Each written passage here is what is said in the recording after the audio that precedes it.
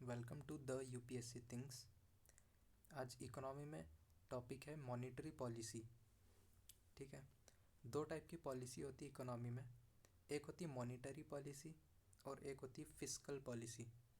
जो monetary policy होती है वो आरबीआई बनाती है, जबकि जो फिस्कल पॉलिसी होती है वो गवर्नमेंट की होती है। ठीक है, अब मॉनेटरी पॉलिसी होता क्या है? तो ये एक ऐसी प्रोसेस है जिससे आरबीआई मनी के सप्लाई को कंट्रोल करती है। ठीक है, अब क्यों करती है? तो एक फ्रेमवर्क है मॉनेटरी पॉलिसी फ्रेमवर्क इंडिया। ठीक है, जो 2015 में ये एग्रीमेंट हुआ था गवर्नमेंट ऑफ इंडिया और आरबीआई के बीच। ठीक है, इसमें गवर्नमेंट ने आरबीआई को कुछ टारगेट दिए थे। वो टारगेट क्या थे?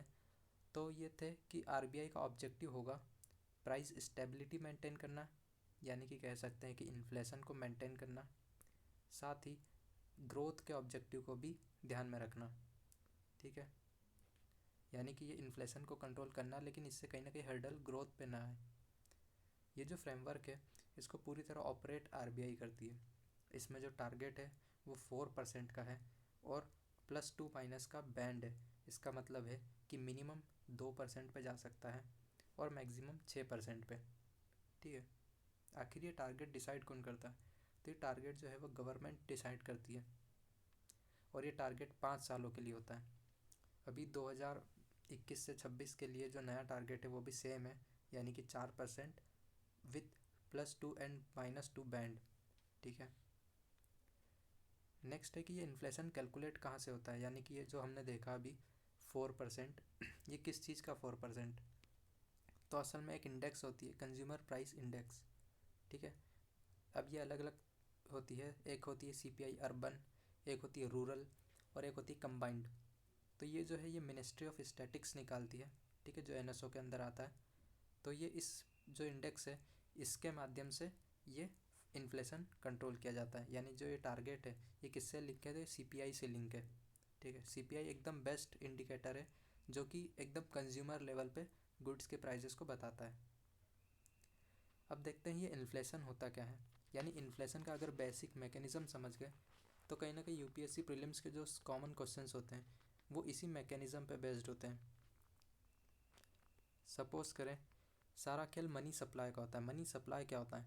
मनी सप्लाई यानी कि मार्केट में कितना पैसा है। मार्केट में जो भी पैसा होगा अधिकतर वो लोगों के हाथों में होगा। ठीक है, यानी कि अगर ये मनी सप्लाई ज़्यादा हो सकती है या तो नॉर्मल हो सकती है या कम हो सकती है। अगर ज़्यादा हो जाएगी तो लोगों के हाथ में ज़्यादा पैसा है तो वो ज़्यादा डिमांड करेंगे। ठीक है, उसी तरह अगर कम है तो कम डिमांड होगी। तो एक एग्ज़ाम्पल लेते हैं कि एक तरफ टोमेटो है। ठीक है, ड्राइंग पे मत जाना। इसका नॉर्मली जो प्राइस चल रहा है वो चल रहा है 100, क्योंकि इसको ख़रीदने वाले नॉर्मली इस प्राइस पे 5% लोग अफोर्ड कर पा रहे हैं। ठीक है, अब एक हाइपोथेटिकल कंडीशन की, ये भी हाइपोथेटिकल ही है कि 100 रुपये का टमाटर अब इस प्राइस पे 5% लोग अफोर्ड कर पा रहे हैं मार्केट में। अब ऐसा होता है कि आरबीआई अच्छे खासे मनी प्रिंट करके सब लोगों के अकाउंट में 1-1 लाख डाल देती है। इससे होगा क्या? इससे सभी के पास इनफ मनी आ जाएगा, जिससे ये जो डिमांड करने वाले 5% लोग थे इनकी संख्या बढ़ जाएगी। अब जब सबके पास पैसा है तो हर कोई जो है इसको अफोर्ड कर पाएगा और ये संख्या बढ़ के हो सकता है 5% से 15% हो जाए। अब यहाँ पर ध्यान देने वाली बात ये थी कि मनी सप्लाई के कारण डिमांड करने वाले लोग बढ़ गए, लेकिन टमाटर अभी भी उतना ही है, क्योंकि टमाटर की सप्लाई जो है वो एग्रीकल्चर प्रोडक्शन पर होती है। ठीक है, वो ऐसा नहीं है कि डिमांड बढ़ गई तो टमाटर भी कहीं से आ जाएंगे। तो इससे क्या होगा? इससे ये होगा कि सप्लाई लिमिटेड है लेकिन डिमांड करने वाले ज़्यादा है। इससे होगा ये कि जो टमाटर का प्राइस 100 था ये धीरे धीरे ऊपर जाने लगेगा। ठीक है, इनमें से कुछ लोग होंगे जो बोलेंगे कि भाई हम 110 देने को तैयार हैं। ठीक है, कोई 120 बोलेगा, क्योंकि जब चीज़ कम है या उसकी सप्लाई कम है तो कहीं ना कहीं उसकी डिमांड ज़्यादा होती है और डिमांड ज़्यादा होने के कारण इसकी प्राइस भी ऊपर जाती है। यही जनरल प्राइस जब बढ़ने लगे तो इसी को कहा जाता है इन्फ्लेशन। यानी इन्फ्लेशन क्या है? तो इन्फ्लेशन है general rise in the prices of goods and service. ठीक है, अब इन्फ्लेशन का ये बेसिक मैकेनिज़्म सबसे इम्पॉर्टेंट क्यों है? अगर हमने ये समझ लिया कि आखिर इन्फ्लेशन क्यों हुआ तो हम आराम से प्रीलिम्स के आंसर्स दे पाएंगे। ठीक है, होता क्या है यहाँ पे हमने देखा कि अगर मनी सप्लाई बढ़ती है तो इन्फ्लेशन बढ़ता है, यानी कि अब अगर इन्फ्लेशन को कंट्रोल करना है तो किसी तरीके से हमको क्या करना होगा, ये जो बढ़ी हुई मनी सप्लाई है इसको कम करना होगा। ठीक है, क्योंकि आरबीआई का ये सप्लाई साइड पे कोई कंट्रोल नहीं होता। ठीक है, आरबीआई कुछ भी करके मतलब ये एग्रीकल्चर प्रोडक्ट्स इनकी सप्लाई वगैरह नहीं कंट्रोल कर सकती या इसको बढ़ा नहीं सकती, लेकिन हाँ मॉनेटरी पॉलिसी आरबीआई के हाथ में है, इसलिए वो जो सप्लाई ऑफ मनी है उसे किसी तरह कंट्रोल करके इन्फ्लेशन को कंट्रोल कर सकती है। अब देखते हैं ये कैसे होता है। इसके लिए मॉनेटरी पॉलिसी टूल्स होते हैं। ठीक है, और ये टूल्स दो प्रकार के होते हैं। पहला है क्वांटिटेटिव टूल्स, नाम से ही पता चल रहा है कि जो क्या है क्वांटिफिएबल है। क्वांटिफिएबल यानी कि एक पर्टिकुलर मैथमेटिकल क्वांटिटी में इनको मेज़र किया जा सकता है। ये क्या होता है, तो पहला है रिजर्व रेशियो। रिजर्व रेशियो दो होते हैं, सीआरआर और एसएलआर। ये क्या होता है, जब भी बैंक कोई ऑपरेट करता है तो उसका जो टोटल डिपॉजिट होता है, ठीक है, वो दो तरीके से होता है। एक तो डिमांड डिपॉजिट जिसको आप जब चाहें तब निकाल सकते हैं, विड्रॉ कर सकते हैं एटीएम के थ्रू। एक होता है टाइम डिपॉजिट। ठीक है, डिमांड डिपॉजिट में दो होते हैं, करंट अकाउंट, सेविंग अकाउंट। उसी तरह टाइम डिपॉजिट में होता है एफडी यानी कि फिक्स डिपॉजिट, या फिर आरडी रिकरिंग डिपॉजिट। ठीक है, इस तरीके से बैंक में पैसा आता है। ठीक है, अब जब पैसा आता है तो बैंक का क्या होता है, 15 दिन का यानी फोर्टनाइट का एक रूल होता है। इस 15 दिन के बाद देखा जाता है कि बैंक में टोटल एनडीटीएल कितना है। एनडीटीएल क्या होता है, ये होता है net demand and time liabilities, यानी कि डिमांड लाइबिलिटीज़ जो भी बैंक में डिपॉजिट होता है वो बैंक की लाइबिलिटी होती है। तो जो डिमांड डिपॉजिट होंगे वो demand liability, time deposit time liability. तो इस प्रकार से टोटल डिमांड और टाइम लाइबिलिटी निकाली जाती है बैंक की, कि उस दिन बैंक में कितना पैसा जमा हुआ। ठीक है, डिमांड और टाइम का, और उसी दिन कुछ पैसा निकला भी होगा, तो वो जो पैसा आया है उसे प्लस में लेकर, और जो उसी दिन पैसा निकला है उसे माइनस में लेंगे। ठीक है, जब इसमें से ये माइनस कर देंगे जो पैसा आउट हुआ है तो हमें मिलेगा एनडीटीएल।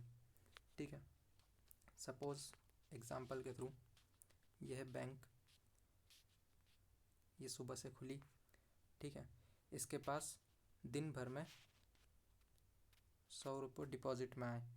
ठीक है, इसमें से कुछ डिमांड डिपॉजिट था, कुछ टाइम डिपॉजिट था, लेकिन उसी समय उसी दिन दिन भर में 20 रुपीज़ कस्टमर्स ने निकाल भी लिए। ठीक है, एटीएम के थ्रू, चेक के थ्रू। तो इसका net time demand and time liabilities क्या होगा, तो अगर हम ग्रॉस देखें, ग्रॉस क्या होता है, ग्रॉस सिंपल सा यही है कि इन दोनों को मतलब ग्रॉस में ये होता है कि सिर्फ टोटल देखा जाता है कि आया कितना, तो आया कितना है 100।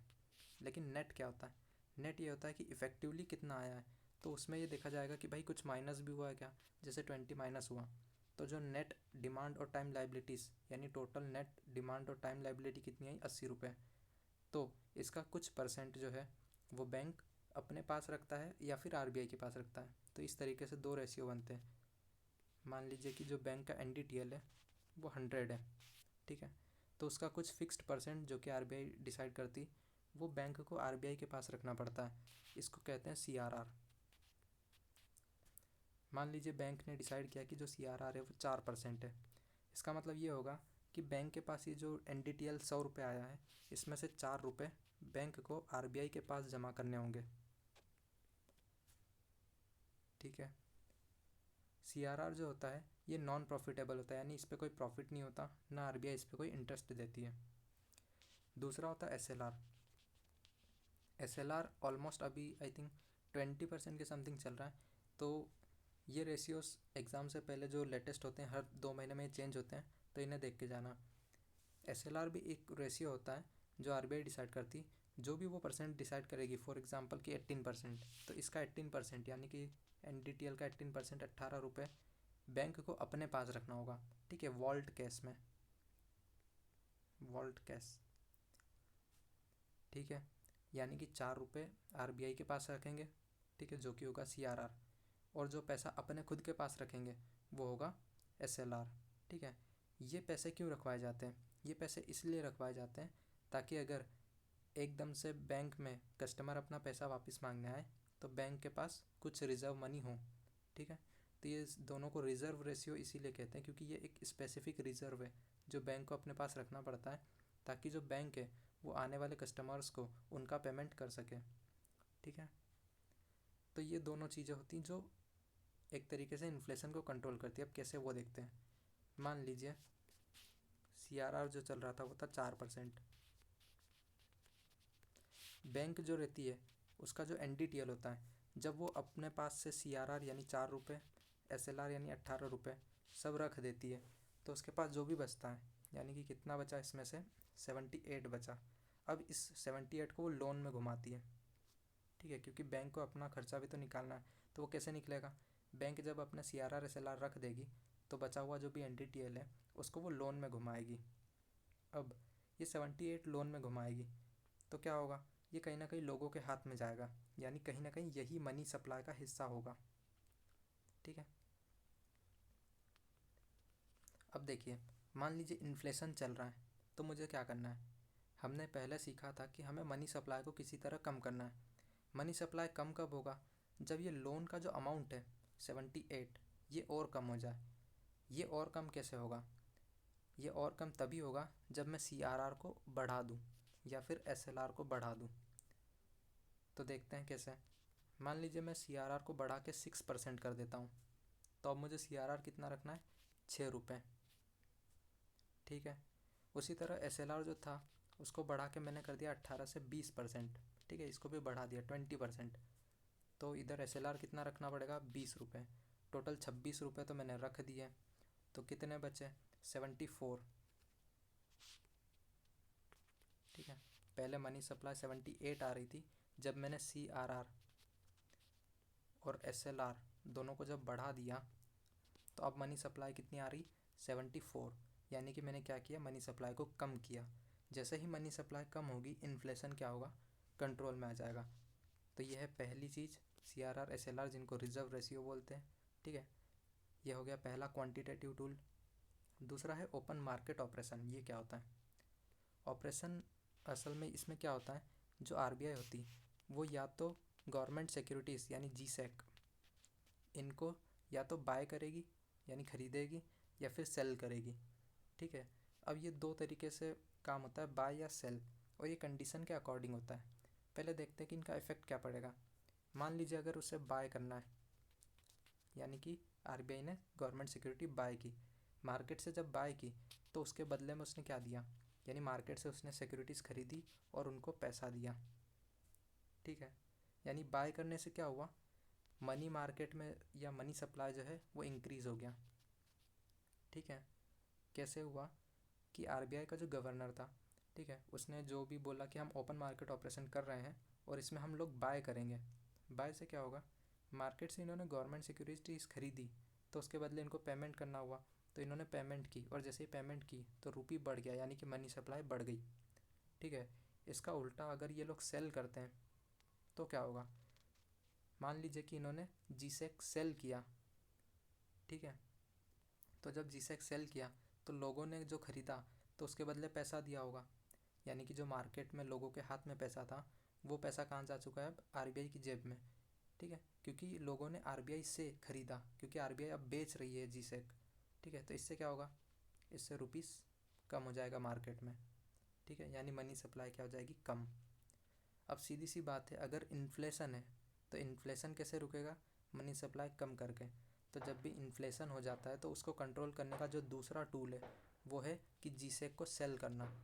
ठीक है, यानी कि गवर्नमेंट सिक्योरिटीज़ को बेच देना। इससे क्या होगा कि ये गवर्नमेंट सिक्योरिटीज़ है GSEC, ठीक है, ये RBI ले जाती है मार्केट में, मार्केट जहाँ पे पैसा पड़ा हुआ है यहाँ पे जाके RBI बोलती है कि मुझे इसको सेल करना है। अब GSEC में हाई इंटरेस्ट होता है और पहली बात तो ये गवर्नमेंट का है तो ये बहुत ज़्यादा भरोसे वाला होता है, तो लोग ख़रीदने को इसमें मतलब बैठे रहते हैं, तैयार रहते हैं। तो वो क्या करेंगे, वो गवर्नमेंट सिक्योरिटीज़ लेंगे और मार्केट का जो पैसा है वो RBI को दे देंगे। ठीक है, इस तरीके से वो ख़रीदेंगे। तब क्या हो गया, अब इससे क्या हो गया, मार्केट में जो मनी सप्लाई थी वो कम हो गई, और जैसे मनी सप्लाई कम होगी इन्फ्लेशन कंट्रोल हो जाएगा। तो ये था सेकेंड टूल। ठीक है, ओपन मार्केट ऑपरेशन, इस पे प्रीलिम्स में क्वेश्चन आ चुका है कि ओपन मार्केट ऑपरेशन क्या होता है। उसमें जो ऑप्शन है वो सिंपल सा ये है, buying and selling of government securities by RBI. ठीक है। नेक्स्ट है रेट्स, यानी कुछ अलग अलग रेट्स और होते हैं, जैसे रेपो रेट होता है, रिवर्स रेपो होता है। ये क्या होता है? देखिए, बैंक जो होती है उसको कई बार शॉर्ट टर्म में मनी की ज़रूरत होती है। ठीक है। तो वो कहाँ जाती है पैसे के लिए? यानी कि मान लीजिए कि उसके पास अभी पैसा आने वाला है लेकिन 4 दिन में आएगा, लेकिन उसको आज ही इमरजेंसी कोई पेमेंट करनी है, तो वो जाएगी आरबीआई के पास और आरबीआई से मांगेगी पैसा। ठीक है। आरबीआई जब उसको पैसा देगी तो कुछ इंटरेस्ट होगा, वो इंटरेस्ट कहलाता है रेपो रेट। यानी रेपो रेट कब लगेगा? जब आरबीआई बैंक को पैसा देगी। ठीक है। तो रेपो रेट क्या होता है? यानी कि आरबीआई बैंक को पैसा देती है तो जिस इंटरेस्ट रेट पे देती है वो है रेपो रेट। इसके बदले बैंक को आरबीआई के पास जी सैक रखना पड़ता है, गवर्नमेंट सिक्योरिटीज़। ठीक है। उसका उल्टा क्या होता है? उसका उल्टा होता है रिवर्स रेपो। इसमें क्या होगा? इसमें बैंक आरबीआई के पास पैसा जमा करेगा या आरबीआई को लोन देगा अगर आरबीआई को चाहिए हो तो। ठीक है। यानी कि ये इसको पैसा देगा रुपीस और आरबीआई इसको क्या देगी? जी सैक, गवर्नमेंट सिक्योरिटीज़। ठीक है। तो अब बताइए, अगर रेपो रेट या रिवर्स रेपो रेट इंक्रीज़ हो जाए तो क्या होगा? सीधी सी बात, हमने देखा कि मनी सप्लाई कैसे बढ़ेगी अगर बैंक लोन देता है तो। मान लीजिए जो बैंक है उसके लिए रेपो रेट जो है वो बढ़ा दिया जाए। अगर रेपो हाई हो जाएगा तो क्या बैंक आरबीआई से पैसा लेगी? नहीं लेगी। अगर बैंक आरबीआई से पैसा नहीं लेगी तो बैंक के पास पैसा क्या हो जाएगा? यानी कि बैंक अगर रेपो रेट ज़्यादा है तो बैंक पैसा नहीं लेगी। बैंक पैसा नहीं लेगी तो बैंक के पास लिक्विडिटी कम। अगर बैंक के पास पैसा कम है तो वो लोन में भी पैसा कम घुमाएगी।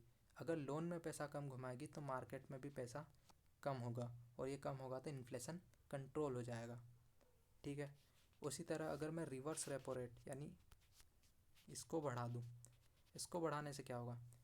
तो ये क्या था? जब बैंक आरबीआई को पैसा दे रही थी, तो मान लीजिए यहाँ पर बैंक है, उसको पता चलता है कि रिवर्स रेपो बढ़ चुका है, यानी कि अब ये अगर आरबीआई के पास पैसा जमा कराती है या उसको उधार देती है तो इसको ज़्यादा इंटरेस्ट मिलेगा।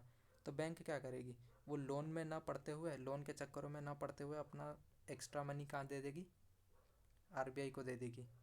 क्योंकि उसको लोन से जितना मिल रहा था वो टाइम में मिलता है, उसमें मतलब बहुत दौड़ भाग रहती है। इसमें डायरेक्ट आरबीआई के पास जमा करो और टाइमली आपको पेमेंट होगा। ठीक है।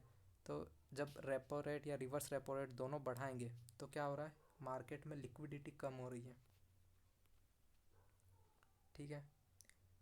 तो ये है एक तरीका जिससे इन्फ्लेशन कंट्रोल होगा। ठीक है। यानी कि रेपो मैं बढ़ा दूंगा तो इन्फ्लेशन कंट्रोल, रिवर्स रेपो को मैं बढ़ा दूंगा तो भी इन्फ्लेशन कंट्रोल। ठीक है। कैसे होगा ये मैंने बता दिया। नेक्स्ट टूल है बैंक रेट और एमएसएफ। तो ये बैंक रेट और एमएसएफ क्या होता है? बैंक रेट क्या होता है? असल में बैंक रेट बहुत पहले यूज़ होता था, यानी कि अब नहीं यूज़ होता है वो। ठीक है। इसमें क्या होता है? इसमें भी जो आरबीआई होती है, ठीक है, वो एक तरीके से लोन ही कह सकते हैं, लोन फैसिलिटी अवेलेबल कराती थी बैंक को। ठीक है। और इसमें ये रहता था कि कोलेट्रल नहीं होता था।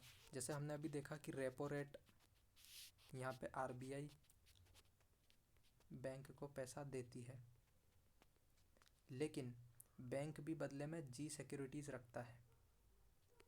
अब जी सिक्योरिटीज़ इतनी होनी भी तो चाहिए।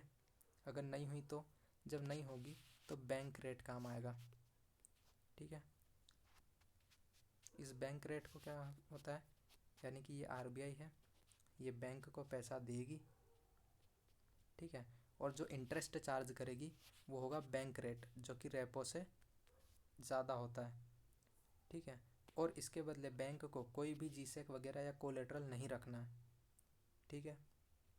ये हो गया बैंक रेट। अब मान लीजिए कि बैंक रेट को भी मैं बढ़ा दूँ, हाई कर दूँ, तो क्या बैंक आरबीआई से पैसा लेगी? नहीं लेगी। जब बैंक रेट बढ़ाने से आरबीआई से पैसा नहीं लेगी तो क्या होगा? तो बैंक के पास पैसा कम हो जाएगा। और जब बैंक के पास पैसा कम होगा तो कहीं ना कहीं वो लोन में पैसा कम घुमाएगी और मार्केट में पैसा कम हो जाएगा, जिससे इन्फ्लेशन कंट्रोल। ठीक है। जो लास्ट वाला है वो है MSF, मार्जिनल स्टैंडिंग फैसिलिटी। ये क्या होता है? देखो, जो रेपो रिवर्स रेपो है, ये सब जो होते हैं ना, इसमें सबसे पहली बात तो गवर्नमेंट सिक्योरिटीज़ रखना पड़ता है, और दूसरी चीज़ ये कि ये लोग मतलब शॉर्ट टर्म वाले होते हैं। जो MSF है ये भी शॉर्ट टर्म ही है, ये तो ओवरनाइट बोरोविंग करता है। बट इसमें एक खास बात है, वो क्या है? जो हमने CRR और SLR देखा था, उसमें से CRR तो वो पैसा था जो बैंक RBI के पास जमा करती है, लेकिन SLR जो है वो बैंक अपने पास रखती है। अब अपने पास किस फॉर्म में रखती है? तो वो फॉर्म होते हैं गवर्नमेंट सिक्योरिटीज़ के फॉर्म में रख सकती है। ठीक है। यानी कि SLR मान लो 18% था और NDTL मान लो 100 रुपये था, तो 100 रुपये का 18% यानी कि 18 रुपये उसको क्या रखना है? SLR रखना है। अब मान लो 18 रुपये में से उसने कुछ का गवर्नमेंट सिक्योरिटीज़ खरीद लिया, ठीक है, कुछ अलग कुछ खरीद लिया, जैसे कि मतलब करेंसी में रख लिया, कुछ गोल्ड में रख लिया। ठीक है। ऐसे जो भी अच्छे हाई लिक्विड असेट्स होते हैं उसी में SLR रखना पड़ता है। तो ये जो GSEC रखा हुआ है SLR में, ये GSEC वो रेपो या रिवर्स रेपो करते समय नहीं दे सकती। यानी कि जब रेपो रेट पे वो पैसा लेने जाएगी तो वो कोलेटरल में ये वाली गवर्नमेंट सिक्योरिटीज़ नहीं रख सकती जो SLR की है। ठीक है। लेकिन कई बार ऐसा होता है कि गवर्नमेंट सिक्योरिटीज़ की सप्लाई उतनी ज़्यादा होती नहीं है। ठीक है। लेकिन बैंक को पैसा चाहिए, तो फिर क्या होगा? तब काम आता है MSF, मार्जिनल स्टैंडिंग फैसिलिटी।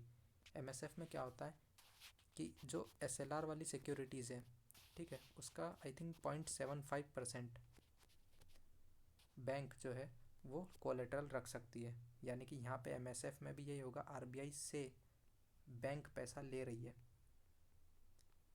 ठीक है। RBI ने क्या दिया? पैसा दिया। इसके बदले बैंक जो कोलेटरल रखेगी उसमें ये SLR की सिक्योरिटीज़ भी यूज़ कर पाएगी। ठीक है। यानी SLR सिक्योरिटीज़ भी यूज़ कर पाएगी। इसको बोलते हैं MSF, मार्जिनल स्टैंडिंग फैसिलिटी। ठीक है। ये भी रेपो से ज़्यादा होता है। ठीक है। और ये बैंक रेट के इक्वल होता है, यानी कि MSF और बैंक रेट दोनों इक्वल है, इनके इंटरेस्ट रेट मतलब इक्वल होते हैं। ठीक है।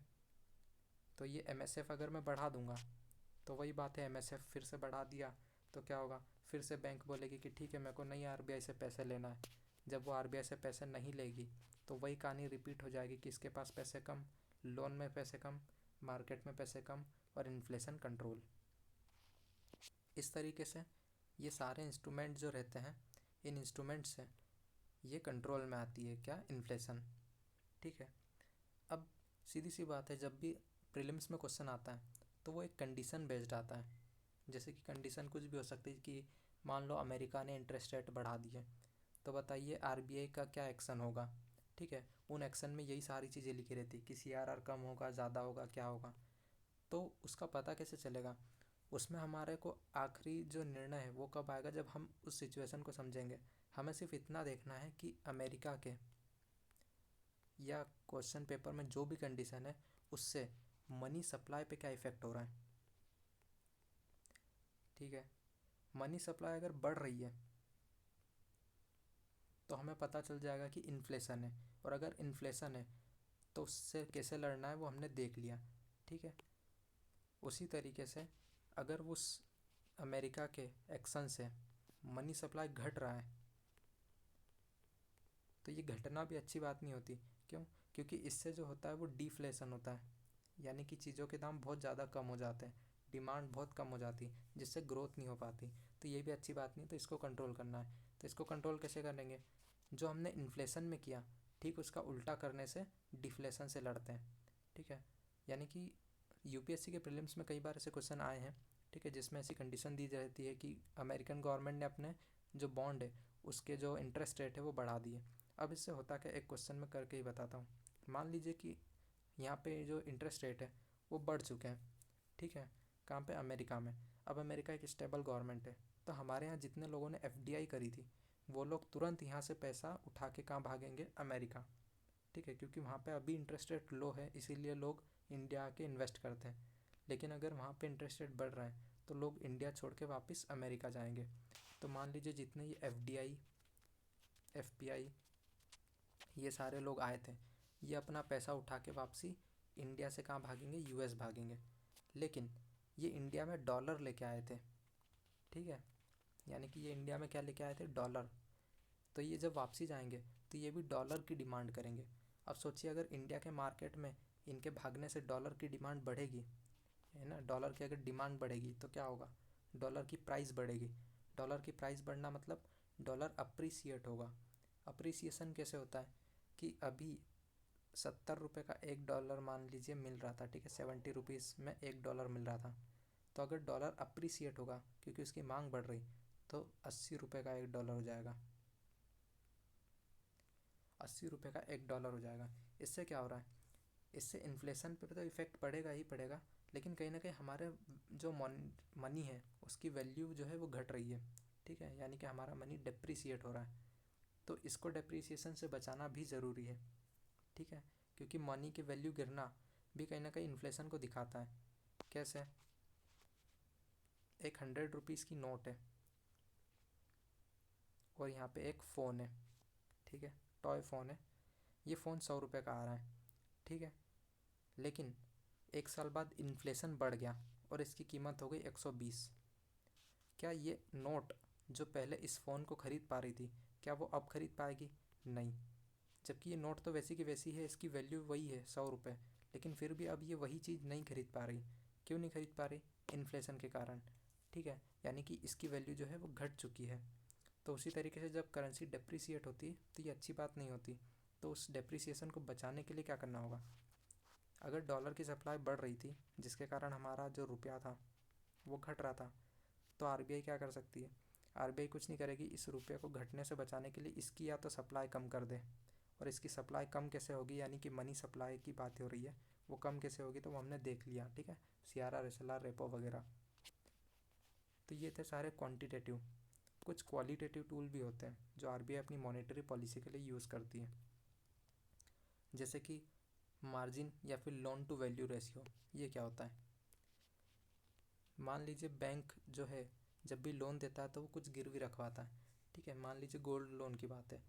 तो लोन टू वैल्यू रेशियो का मतलब होता है कि आप जो भी गोल्ड लेके आएंगे उसकी जो भी वैल्यू होगी, ऐसा तो है नहीं कि उसकी पूरी वैल्यू आपको लोन में मिले, उसका कुछ परसेंटेज मिलता है। तो इसी परसेंटेज को चेंज करके भी आरबीआई मनी सप्लाई कंट्रोल करती है। कैसे, मान लीजिए पहले लोन टू वैल्यू रेशियो थी 70%, यानी कि मान लीजिए आप 100 रुपये का गोल्ड लेके गए, ठीक है, तो बैंक आपको 70 रुपीज़ लोन दे देगी, ठीक है। अब ये 70 रुपीज़ लोन क्या है, ये आपके हाथ में आ गया, यानी ये मनी सप्लाई है, कितनी है, 70 रुपये, ठीक है।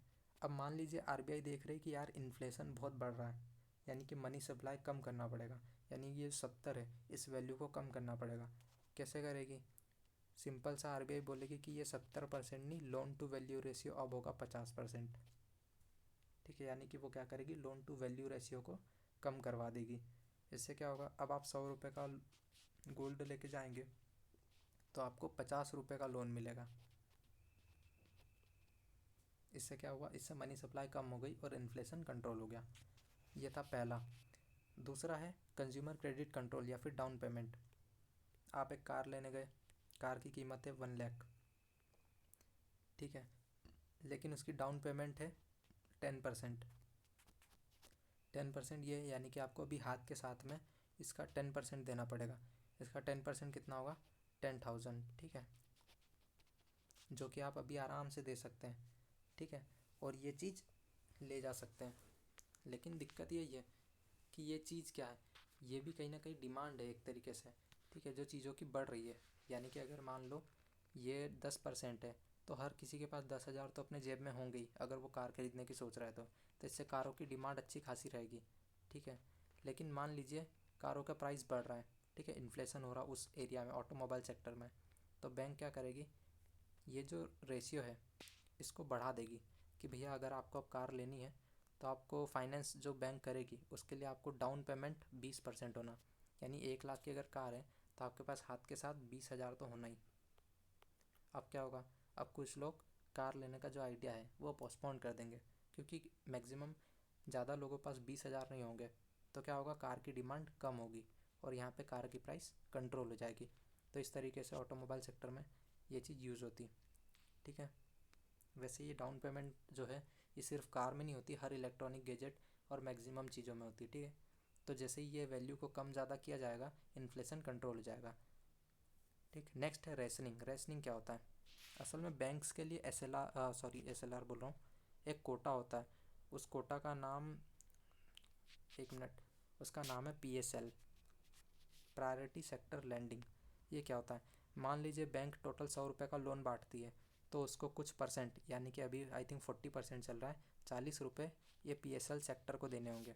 PSL सेक्टर मतलब फार्मर, ठीक है, फिर MSMEs, फिर एजुकेशन, ठीक है। ये ऐसे सेक्टर है जो डेवलपमेंट, इनको मतलब डेवलपमेंट की नीड है, ऐसे सेक्टर में PSL लोन बांटे जाते हैं, ठीक है।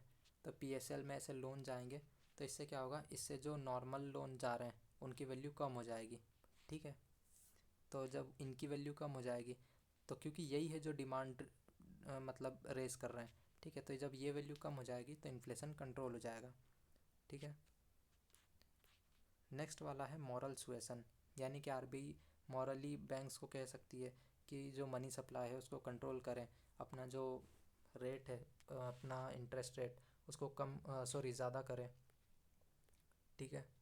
और नेक्स्ट है डायरेक्ट एक्शन, यानी कि RBI डायरेक्ट एक्शन भी ले सकती है, ठीक है, किसी बैंक के खिलाफ अगर वो CRR SLR ढंग से मेंटेन नहीं कर रहा है, या फिर RBI की जो मॉनेटरी पॉलिसी होती है उसके डिसीजन को मान नहीं रहा है कि भाई RBI ने तो अपना जो रेपो है वो कम कर दिया, मान लीजिए जो रेपो है कम नहीं किया, बढ़ा दिया, क्योंकि उसको इन्फ्लेशन से लड़ना था तो उसने बढ़ा दिया।